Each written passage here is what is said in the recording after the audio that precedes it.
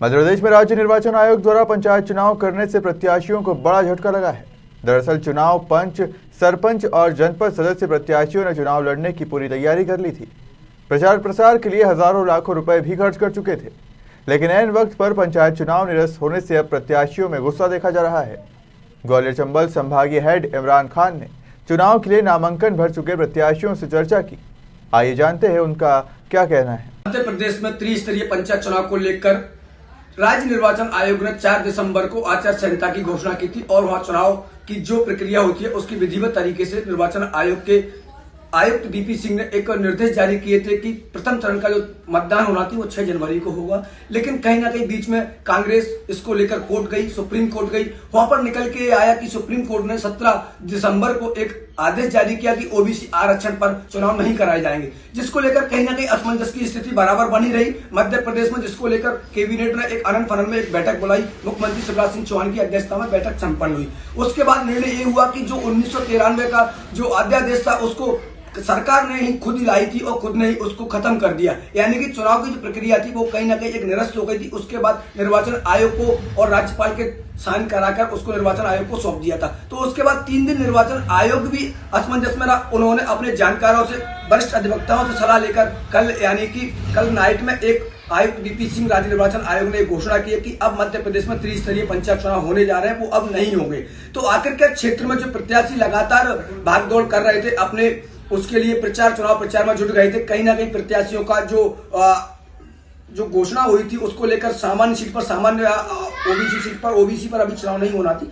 क्योंकि प्रत्याशी जो लगातार ग्राउंड लेवल पर काम कर रहे थे और उनको लगातार कहीं ना कहीं 9 दिन बाद यानी कि 9 दिन पहले ही चुनाव निरस्त होने की सूचना प्रत्याशियों को मिली। तो कहीं ना कहीं हमारे साथ मौजूद रहेंगे प्रत्याशी सरपंच, जिला पंचायत एवं जनपद पंचायत के। तो हमारे साथ जिला पंचायत सदस्य वार्ड क्रमांक 10 के प्रत्याशी हमारे साथ मौजूद रहेंगे। हम उनसे जानेंगे कि आखिरकार ये चुनाव कैंसिल करने से सरकार पर क्या असर पड़ेगा, आपका कितना आय व्यय अभी तक खर्च हो चुका है, आप लोग जिस स्तर से तैयारी कर रहे थे अब आरक्षण प्रक्रिया दोबारा से होगी तो उसको लेकर आप क्या कहेंगे। तो हमारे साथ मौजूद है दुबे जी, हम उनसे जानेंगे कि आखिरकार सर सबसे पहले तो मैं आपका खबर मध्य प्रदेश में स्वागत करता हूँ। नमस्कार भैया।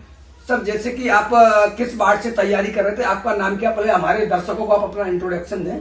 मेरा नाम स्कंद दुबे है और मैं वार्ड क्रमांक 10 से जिला पंचायत सदस्य की तैयारी कर रहा था। पिछले 1 साल से मेरी तैयारी चल रही है और मैं अपने साथियों से, अपने मित्रों से, अपने मिलने जुलने वाले कार्यकर्ताओं से काफ़ी कनेक्टेड था, काफ़ी 1 साल से कनेक्टेड था। और अभी जब मेरे को कल नाइट में पता चला कि चुनाव को निरस्त कर दिया गया है चुनाव आयोग द्वारा और सरकार ने जो भूमिका निभाई है थोड़ा सा उसके खिलाफ हूँ, क्योंकि अगर ये चीज उनको अगर कैंसिल करना था तो आज से मेरे हिसाब से उनको जब हमने पत्र जमा किए, अपने नामांकन जब जमा किया उसी समय इनको निर्णय ले लेना चाहिए था कि चुनाव को कराना है नहीं कराना है। इससे काफी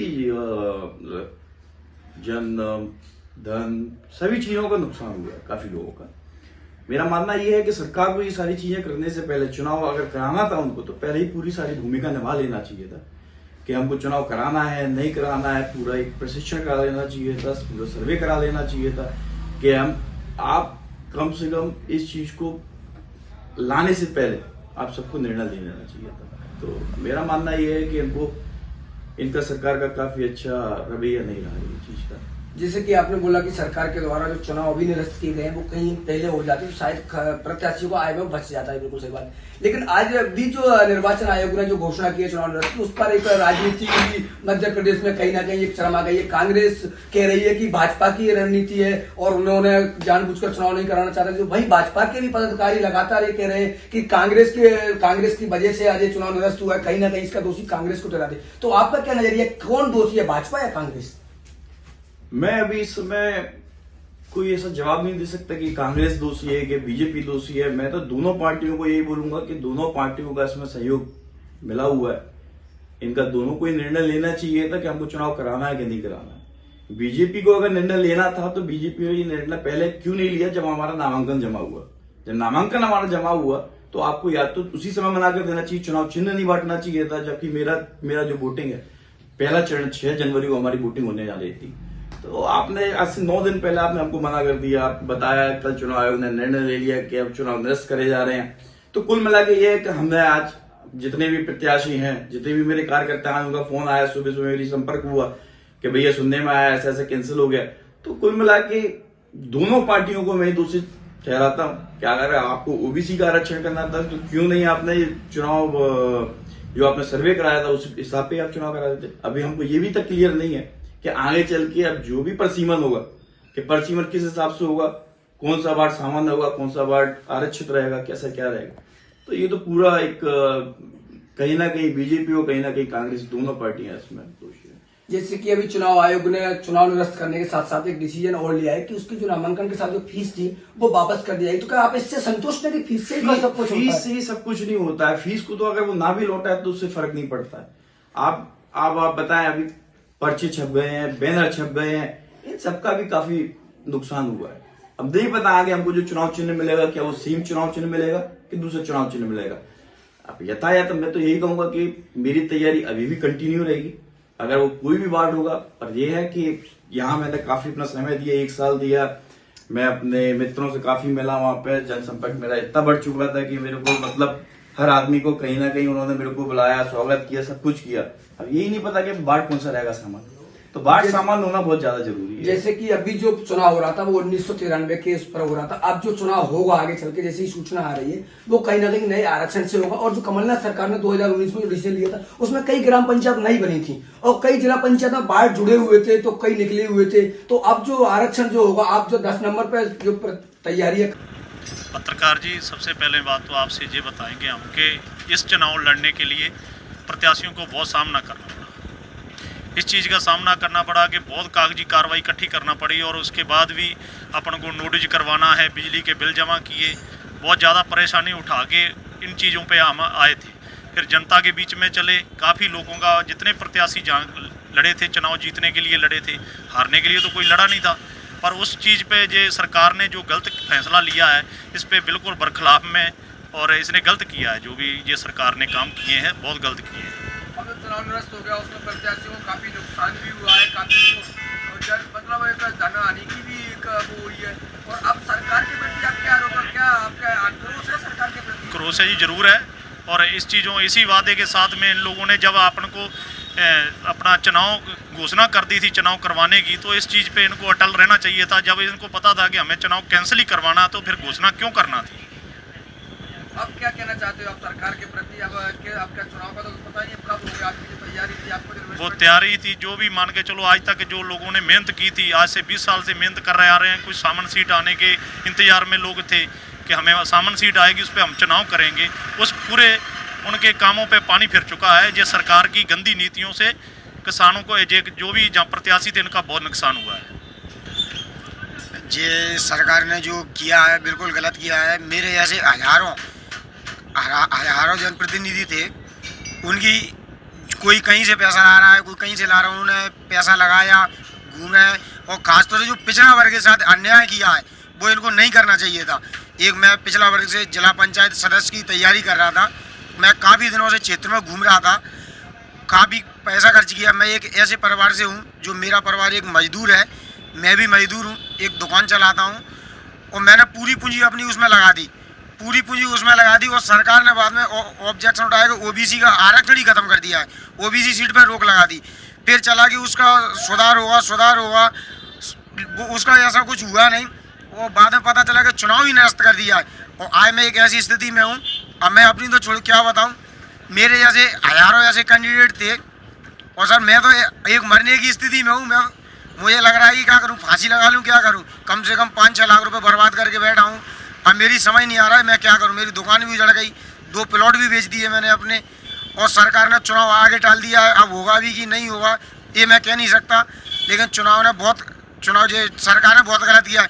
अभी जैसे न्यूज़ में चल रहा था कि वो अपन को वापस करेंगे, जो फार्म के पैसे वापस करेंगे। अब ये बैनर, होर्डिंग, पेंटिंग, इनका पैसा कौन देगा?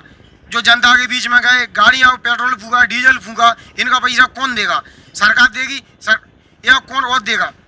अभी बैनर दरिया छपे कि आगामी 6 तारीख को वोटिंग हो रही थी, तो काफ़ी हजारों रुपए खत्म किए, बैनर छपवाए, पोस्टर छपवाए। और ये अभी कल एक स्टेटमेंट आया कि हम जो फार्म भरा है उसके पैसे वापस करेंगे। तो वो 2000 रुपये मायने रखते हैं कि हजारों रुपए के बैनर पोस्टर छपा के रखे हैं, पेंटिंग करा दी, होर्डिंग टंगवा दी। इनका क्या होगा? इनका खर्च कौन देगा? 10 नंबर पे जो तैयारियां कर रहे थे, हो सकता है वो उसमें कितने नए गांव और जुड़ेंगे, कितने उससे बाहर निकलेंगे, या वो सामान्य की जगह ओबीसी होती है, SC ST होती है, तो अब आगे की आपकी कैसी प्रतिक्रिया रहेगी? क्या इसी तरह आपकी तैयारियां जारी रहेंगी? बिल्कुल, मेरी तैयारियां इसी तरह जारी रहेंगी, चाहे वो वार्ड नंबर 10 हो, चाहे वार्ड नंबर 9 हो। जो भी वार्ड होगा उस वार्ड में मैं अपना जनसंपर्क और बढ़ाऊंगा, जैसा मेरा अभी भी चल रहा है जनसंपर्क। चुनाव निरस्त होने के बावजूद भी मैं अभी भी क्षेत्रों में जा रहा हूँ, बस अभी तैयार हुआ और क्षेत्र में निकलने की मेरी तैयारी चल रही थी।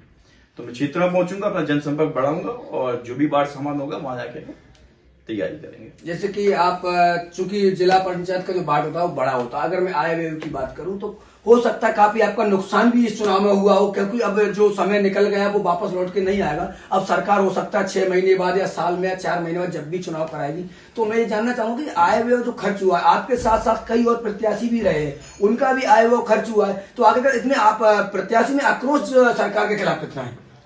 प्रत्याशी का आक्रोश सरकार के खिलाफ तो उतना ही है जितना आम जनता का है, क्योंकि आम जनता का काफी नुकसान चल रहा है। मैं जिस क्षेत्र में जा रहा हूँ वहां कभी लाइट की समस्या है, कभी पानी की समस्या है, रोडें खराब चल रही हैं। तो एंड ऑफ द डे अगर देखा जाए तो सबसे ज्यादा नुकसान इसमें प्रत्याशी के साथ साथ आम जनता का चल रहा है।